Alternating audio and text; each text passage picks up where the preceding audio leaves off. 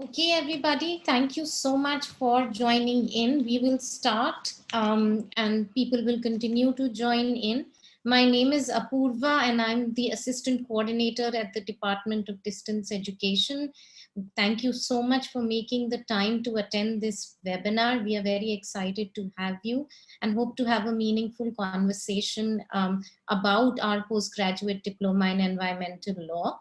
I will be joined by my colleagues, Ms. Sushila Suresh, who's the facilitator in the department, and Dr. Sairam Bhatt, who is the program coordinator for this program.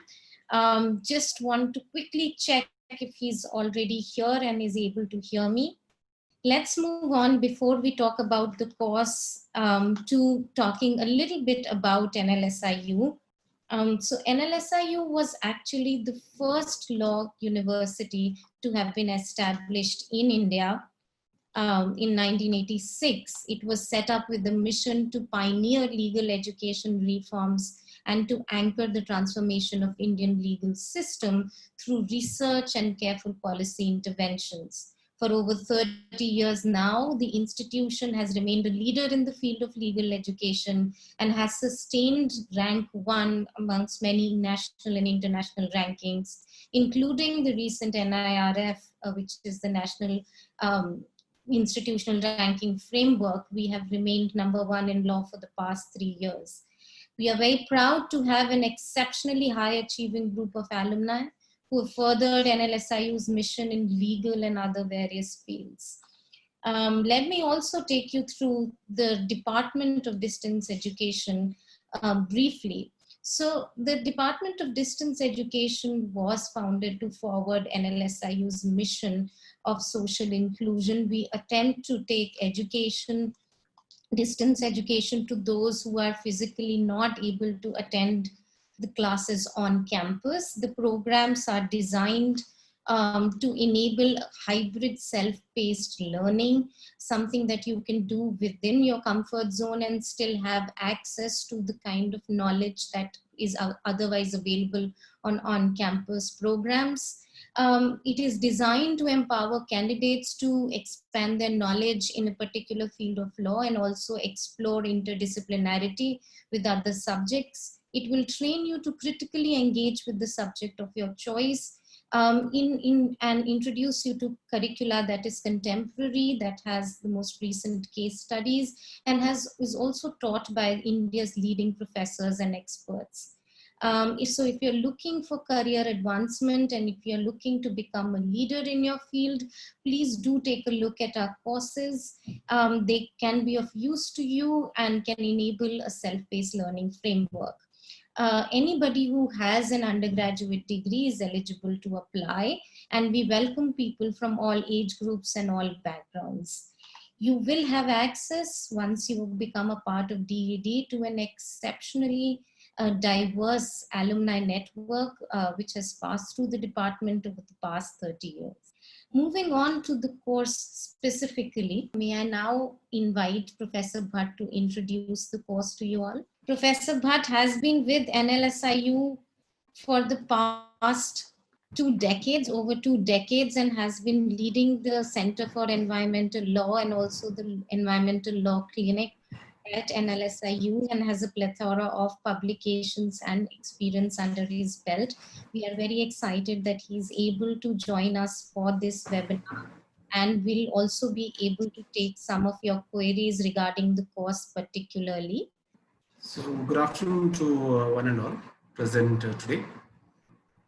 My name is Sairam. I happen to coordinate the PG Diploma in Environmental Law, and this is a diploma program in environmental law that we have been offering for the past more than 21 years right now at the National Law School. I've been involved in this course right from the day one, in probably designing this course and trying to look into probably what we call as the research, advocacy and training in the field of environmental law. You will notice that this is a diploma program, and hence it's a one-year program as against a master's program which is ordinarily designed for 2 years. You will also note that the purpose of the diploma program was to probably give you insights, though not in depth, about environmental law, which probably in 1999, if I can recollect, was an emerging area of law. Let me share with you that when I did my law, we do not have environmental law as a subject to be learned. And hence you will notice that it was only later on in the late 90s that environmental law assumed a great amount of significance, for all the right reasons. And I think when you look at the issues on climate change, you're looking at natural disasters that are occurring, challenges from industrial pollution that we often see. In those circumstances, you will find the emergence of environmental law as a very important instrument, not only nationally, but globally or internationally. So I think we thought that it would be right for professionals to actually get a brief insight into law, especially environmental law. And that's why this course was started. Let me also lay, a kind of a background. The background is that this course is being offered by one of the premier research centers in National Law School called CERA. CERA stands for Center for Environmental Law Education, Research and Advocacy, which was established thanks to a World Bank project, which we started in the year 1998. So World Bank actually had granted the National Law School a 5-year environmental law capacity building project, under which we thought that environmental law capacity building has to be done for the judges, because there are a lot of cases that have been increasing in the court. You will notice that the 1990s was where a lot of judicial activism happened through public interest litigation. Many of you will know about the emergence of MC Mehta cases. And that is how probably environmental law assumed that amount of importance. So judicial or training for the judges was one of the mandates. Training lawyers, training law teachers, training different stakeholders who are in the environmental governance space, especially the regulators, people from the ministry, people from the pollution control board. We also entered into a lot of training for activists, non-governmental organizations, and others who were keen to take part in environmental governance. So from that World Bank project, I think emerged the whole idea of this PG diploma. And that's where I think we have continued to hold this diploma every year. And I think it has been attracting quite a large number of students. I think the background of the students, from what I know, are quite diverse. We have people who are hardcore lawyers who want to specialize in environmental law. We have environmental engineers who want to know the law, because I think whichever discipline you are right currently, I think knowing the law becomes very irrelevant. It only equips you and makes you a better professional. We have people who are serving the Indian Forest Service who have taken up this course. We have IAS officers who are managing different administrative bodies taking the course. So bureaucrats often take this course as well. We have very young, dynamic students who are interested in the, in taking the cause of environment. They also have been part of this course as well. We have students not only from India, but I think we have had students from abroad as well. And I think the class is amazing because we have very lively discussion on the state of environment in India. Most of us are not very optimistic of this side, but I think you will notice that the law is at least robust in that. Probably it's the only question is about implementation and enforcement.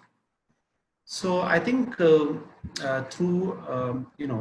dialogue, presentations, some kind of group presentations that we adopt, I think we make the class interesting for those of you who may be from even the non-law background. So though we are teaching law, please note we try and make an attempt to make the law or communicate the law in a simplified manner so that you will probably appreciate the same and probably get to know that. That's the attempt that most of the faculty actually engage in.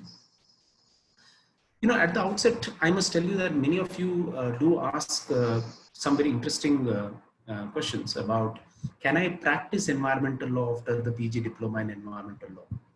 Let me tell you, you cannot. Obviously, for the simple reason is that you have to do an LLB for that and register at the bar, as we call it. And yeah, you have to be an advocate for that. But let me tell you, this diploma has benefited the students in the practice of law beyond just the courts. So people have actually used this diploma for getting into what I call as the EHS compliance in various corporates, that is environment, health, and safety. So I have a lot of corporate uh, officials, or I would want to call them officers, who have taken this diploma and who have benefited in the EHS compliance. Because remember today, friends, no industry, no industrial activity can operate without an environmental clearance. So you will notice that we have a lot of students from the corporate world who look at compliance, who look at EHS compliance, who want to know what are the various rules of compliance, who want to know that they can protect their industry on the right side of the law, so on and so forth, right? In fact, I would not be wrong in disclosing this because I don't have a confidentiality agreement with that student of mine. Uh, that we had a student from the LG Polymer in Vizag or Vishakhapatnam. Don't ask me his name. Yeah. So I have a student who worked there, and right now, what has happened to LG Polymer and the gas tragedy in Vishakhapatnam.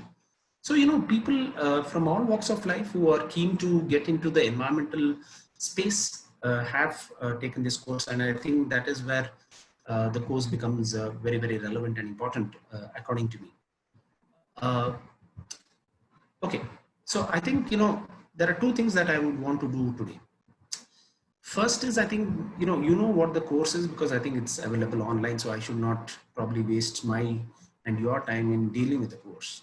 The course structure is right before you. But what I would want to do is, one, I want to tell you where you can probably see some of our activities, because I think you would be keen to know what we are ourselves doing in this space, right? I think I would encourage you to visit some of our websites. We manage 3 websites, and if some of you get time, you will probably get an opportunity to visit these websites. The first website is called nlspub.ac.in, right? So it is NLSPUB. Now, most of you, please don't misunderstand it for pub in the other sense, because when I said bar, I'm sure in the evening, most of you would have sensed it otherwise. So bar for lawyers is something else. And pub here means publication. Okay, so this is nlspub.ac.in. So just go to that website. You will probably understand the kind of research, publication, policy work that our center is engaging in. You will notice that currently we are advising MOEF, that is Ministry of Environment and Forest, on 3 important, crucial projects. And one of the projects is advising the ministry on conference of parties, the international treaties on chemical waste management. So we are engaging in that. We are actively involved with the ministry on various fronts. So you will know what we do, so you can visit that. There are a lot of publications that we have put about. There is a very acclaimed journal that we published every year. It's called the Environmental Journal on Law, Policy and Development. You can get copies of the same, so soft copies are available, because I think we believe in environmental education as well as an important core area. The second website that I would encourage you to visit is called NLS Enlaw, E-N-L-A-W, NLS-E-N-L-A-W. This website has probably everything to do with environmental law. So you will get legislations, case laws, commentaries, everything. So it's a one-stop window for you to get information on environmental law, right? So that is a website that is sponsored by the Ministry of Environment and Forest. So please note, we get a small grant to maintain that repository of information on that website. So you may visit that website as well. The last website that I would encourage you to visit is called nlsabs.com. NLSABS. ABS stands for Access and Benefit Sharing. ABS. Okay. If some of you know about the biodiversity law, one of the most important component under the biodiversity law is access and benefit sharing. ABS. Now, this website is under the UNDP project. So we were granted a very interesting project by the United Nations on Biodiversity Act. So if you wish to know what we have done under that project and how we are contributing to the law and policy reform on biodiversity, I think you should visit nlsabs.com. Okay. So these are 3 websites that I would encourage you. So when you have time apart from this session, please go visit. Right. So I think our work will, give you some idea about what we do in this space. Friends, today on the second part, what I wish to do is, because, I assume most of you are going to join this diploma. I hope you already paid the fees. COVID-19, we are much in need of it. So please don't delay in payment of fees. I'm sure this webinar is to attract you to our courses. I'm sure you will all do well. But you will hear me the complete year in various classes. So we are going to get time to interact, meet, and you will probably know more about my ideas, etc., etc. So I'm there with you all throughout the year. So there is no problem about you accessing me or my ideas. But today I thought that you should meet some of our alumnus, some of our students, some of whom have taken this course. And probably, I hope the course has been beneficial, because I have seen them growing in rank and file in their career. So I wish to probably introduce you, friends, to some of our students, former students, who have taken our distant education courses, and probably who would probably give you the first-hand view of what we do in these courses and how probably these courses have benefited you all. So please allow me to introduce a couple of my friends. I have requested many of them to join this webinar, and let me tell you, these men and women are achievers in their own profession, very highly talented, acclaimed, but I'm really proud to say that at some point of time they were also our students. So that's something to our credit. But something that from student having taken the degree, they have become my friends. So let me invite a few of them. And if I can request Lingraj, if he is on with me right now, or Apurva, I think you will have to unmute some of these gentlemen that I will just introduce right now. So friends, let me first start with my good friend Bala, who is currently in Washington, DC. He's in the United States, and he has joined us. It is very early in the morning there. It must be around 6:30 or 6:45 a.m. there. And Bala is so committed to the National Law School that he said, "Sir, don't worry, whatever is the time, I will join you. I will share my experiences with this batch." Just to tell you briefly about Bala, Bala has taken several degrees from the law school, including the MBL degree and the cyber law degree. And Bala has had a very, very distinguished career at Tata Consultancy Service. He was at the top of being the vice president over there and in charge of global compliance. And interestingly, he went on to not only finish his degrees in law school, but went on to get an LLB, that is, the undergraduate bachelor in law. And currently, he has just successfully completed his LLM in the United States. And most of you will think that he's quite young. Yes, he is. Bala, over to you. Yes, thank you, Professor. It's my privilege and also appreciate you involving me in this journey. Friends, even though I successfully completed, as Professor mentioned my corporate career. For the last 3 years, I have been a practicing advocate since 2018. Thanks to Professor who has been a mentor on my legal education front. I took this journey with NLS almost 10 years ago, in this whole decade from 2011 when the MBL, and then subsequently when they launched the cyber law PG diploma. I was one of the first batch students, then subsequently also did an LLB and PG diploma in IPR also I completed 2019.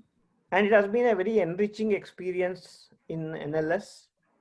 The staff, professors, and also the office staff who have been extremely helpful and very responsive.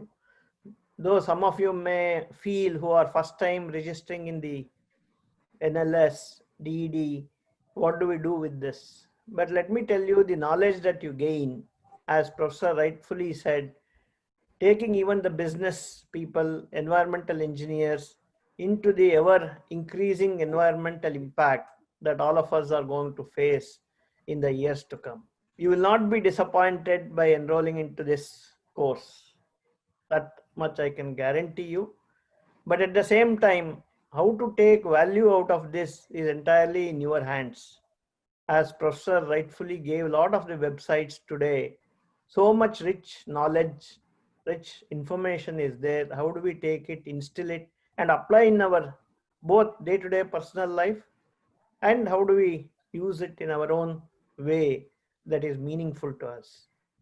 With that, I want to thank once again, and I wish all the students, whoever is willing to enroll, encourage more and more. This is a topical subject, environmental law. It doesn't have any boundaries. It's a global phenomenon.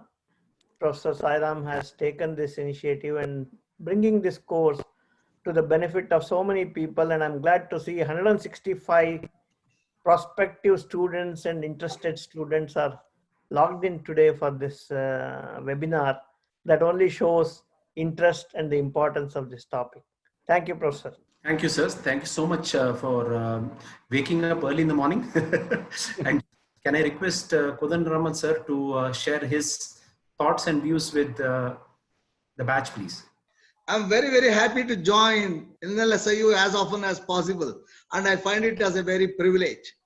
In fact, my journey with NLSIU started in the year 2012, around that, because I could come and settle down in Bangalore in 2012 after a hectic service.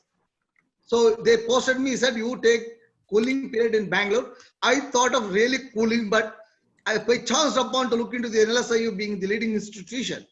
At that time, my earlier investigation was a traditional investigation, which was of no use. There was a lot of changes that are happening. Most of the concepts we were not able to understand. Then I met one day Mr. Professor Ramakrishna ji. I told him, he said, you join our IPR class. That's how my journey to law college started. It was so interesting. Within 6 months or 1 year, I could get hold of the entire international aspects about IPR. I could present so many papers. I myself wondered, where was this hidden talent? I simply wasted my time executing as an IRS officer in so many places all over India, running around, doing field work. Then I started looking into academically. Then I wanted to qualify as a cyber technologist. At the time, I requested Madam Nagaratna, who initiated me. So I completed my IPR together with cyber law and cyber forensics. Later on, I said, no, this is not sufficient. I have to protect my mother earth, come what may. I may be an advocate, I may be anything, I may be moving around the world, but that doesn't suffice. But I should learn. I should learn in a systematic way. Shastriya Ritiyalli Kaliyabeku means in a systematic legal pattern. I should know how to protect my earth. What are the avenues legally available to me? And there I got Sai Ram Bhatt's 2 or 3 articles. I chanced upon and I said, sir, I want to join. That was a huge welcome and I joined.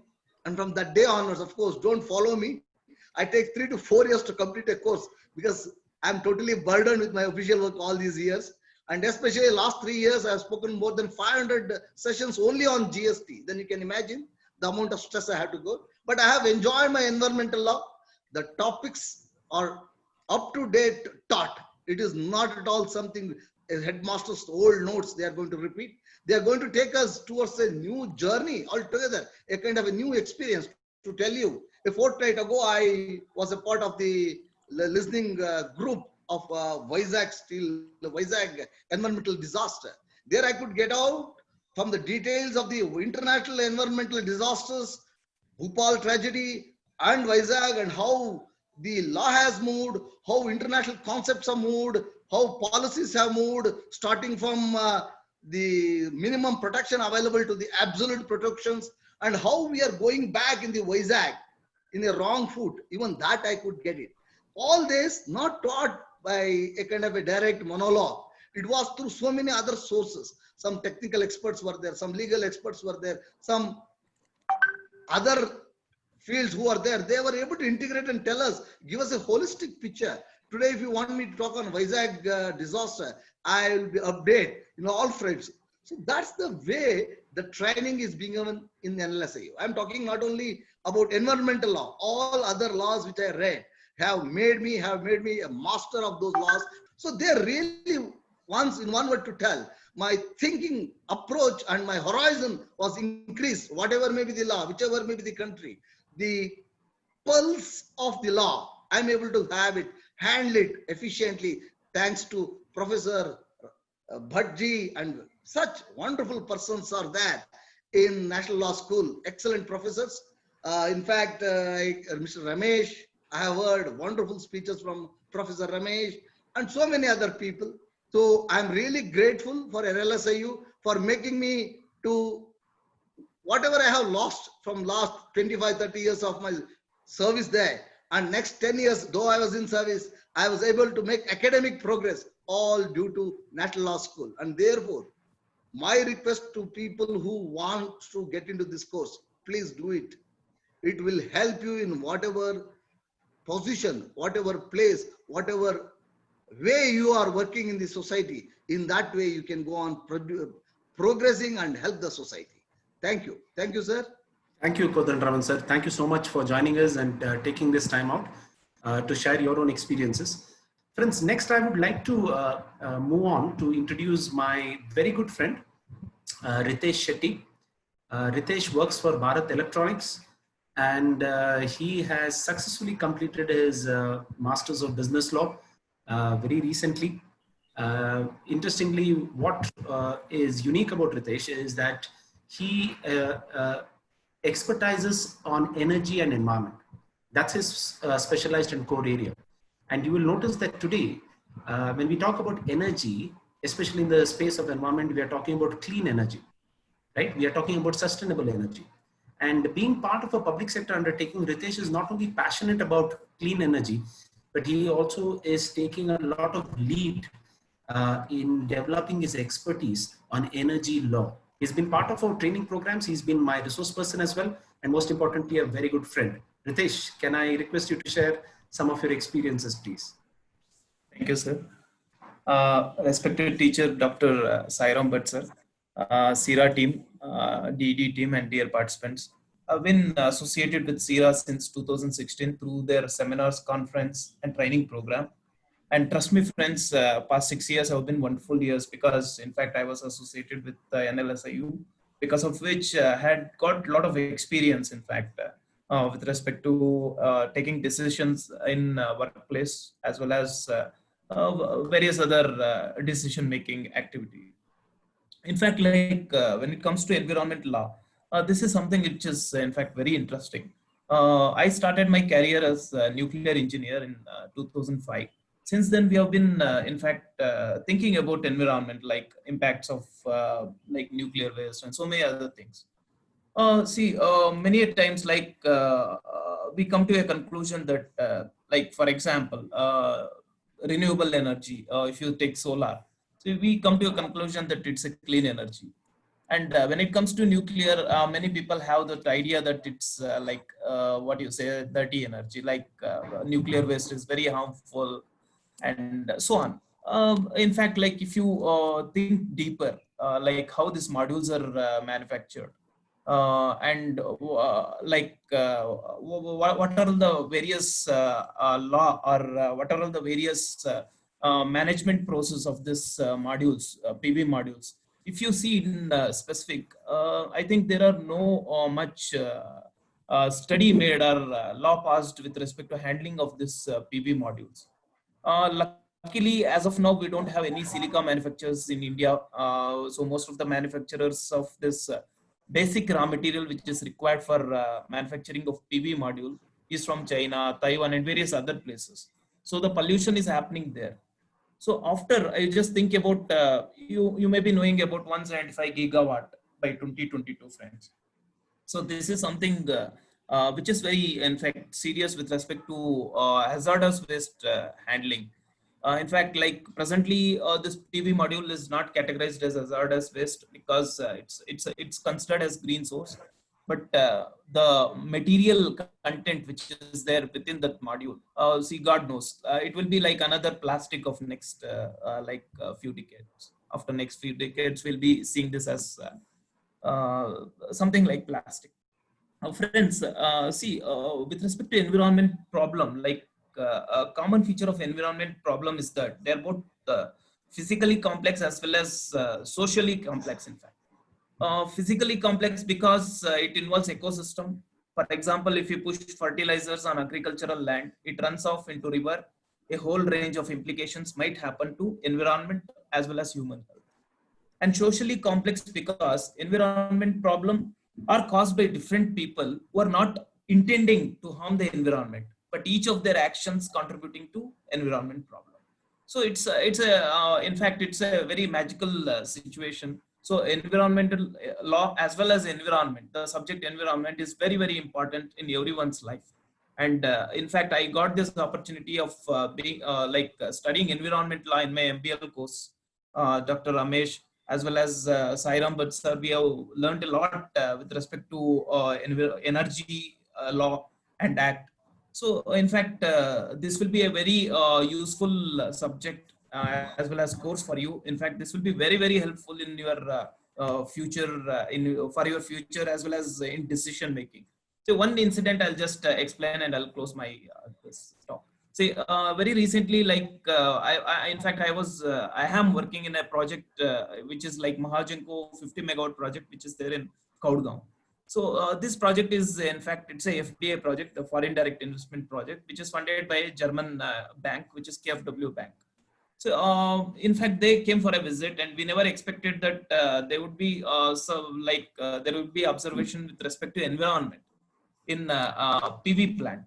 So in fact, they had asked many audit queries in which they had asked for what is the hazardous waste management in this land, what are all the various water consumption pattern. In fact, this was very new to most of the team members. And luckily, because I had some knowledge with respect to environment law because of National Law School and also because of association with CIRA. So I was able to answer this. In fact, that query has also been accepted by KfW Bank. So these are all the various, in fact, decision-making process where the knowledge gained by National Law School from National Law School is really helpful. Friends, I wish you all best of luck. In fact, this is a very good institute as well as a very good course to continue. Thank you, sir. Thank you, Ritesh. Thank you. And looking forward to keeping in touch on the clean energy topic, which is also close to our research center's work. So thank you for joining today. Last speaker, a student that I would want to introduce is a lawyer, a practitioner here in Bangalore, somebody who comes from a very illustrious family of lawyers. And can I request Suraj Sampath to share his views about the PG Diploma in Environmental Law. Suraj? Good evening, everybody. Thank you, Professor Sairam Bhatt, for having me here. I think it's a pleasure to speak to all of you on behalf of the present class also, since I see nobody else from my present classes here. I'm from the 2019-20 batch. We are yet to write our exams or submit our dissertation. So I think I have the most recent experience of this course, as well as the entire program that NLS has.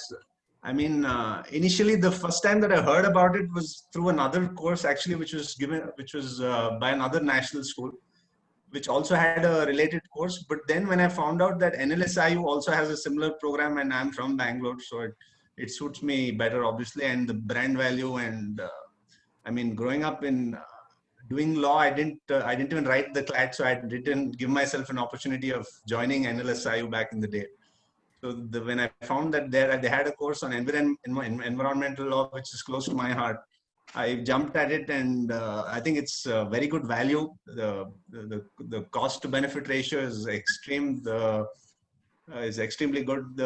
Initially, when I joined also in the orientation program, I remember them saying that this course was not initially planned for lawyers, but eventually they found lawyers also joining this. But from my own experience, like in one of the classes, I found that there was a magistrate also who was a part of the course. She was doing a cyber law course. So it's, I mean, although they may have prepared it for the layman who may not have too much of knowledge, I think over the years it's evolved to also include lawyers within its ambit. I met other lawyers in my own course in the PG diploma for environmental law. And also, I mean, even in terms of the dissertation, for example, it gives you an opportunity to get out, meet people. I mean, as long as you take it seriously, of course, and you're not just taking it off the net and copy pasting it. But in my own case, I found a cause that I want to help with. I found people who are on the same wavelength. I initially took up the course for the simple reason that I've not handled environmental work. I'm a practicing lawyer, but I've not handled environmental work. So my knowledge on it was a little, I'd say maybe zero, because even in your law college, you don't really focus on studies. You're just trying to get the degree. It's only when you start practicing law, when you actually like learn and you figure out what this profession is, as in most professions, I suppose. And so I had people approaching me, but I didn't have that knowledge to sort of handle it and to go about it. And now I think even before writing the exam itself, I'm much better equipped. I'm already involved in a few things. Nothing high profile, not yet, but hopefully in the future. And I'd like to say best of luck for everybody who's planning on joining this, and God bless. Thank you, sir. Thank you, Suraj. I think you did not wish me best of luck because I may be ragged by the new batch. Yeah, thank you, Suraj. So this is what I had to share with you, friends, today. And I thought instead of me, if the students of these courses speak to you, that would be of greater value. Let me now turn you over to Apurva.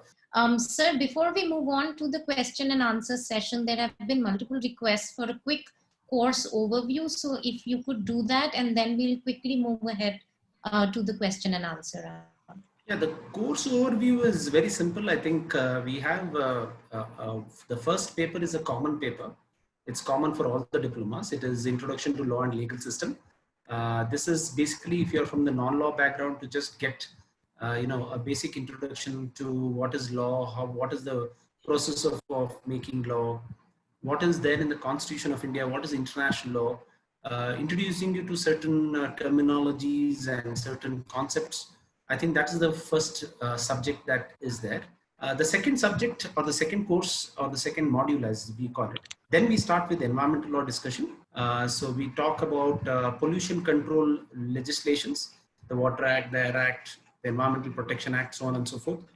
The third course is on international environmental law, because a lot is happening internationally. From our assumption, there are more than 300 international declarations in the field of environment. So we try and study a lot on that in the third module. The fourth module is the natural resource management law. This is on conservation, protection. It's on common property resources. It is on aspects of environmental impact assessment. It is about case studies and case approaches. It is on biodiversity conservation. It's on forest conservation. It's on wildlife conservation. So that's the fourth module that we have. The fifth paper is a dissertation. So you're supposed to kind of make a project, and that is the dissertation. So you'll have to pick up a topic in your area, be it in the field of environment law as something that you are working with. So it could be if you're interested in wildlife, so you can take a wildlife topic. Some people have done Project Tiger, some people have done about a national park, so on and so forth. So that's a dissertation topic that you generally do. And for the dissertation, there is a viva that is organized. So yeah. Thank you so much, sir, for going over the course structure. So we can start taking some questions now. One question about job prospects after this course. And I know you shared that students can, prospective students can get in touch with alumni for that. But just if you could go over what are the newer avenues in jobs that are available post the program, I think it might be helpful. So let's come to some reality. See, a diploma program is an add-on program. It's not a basic foundational competency course. So you have to appreciate the level for which the diploma has been designed and for what it is going to cater to.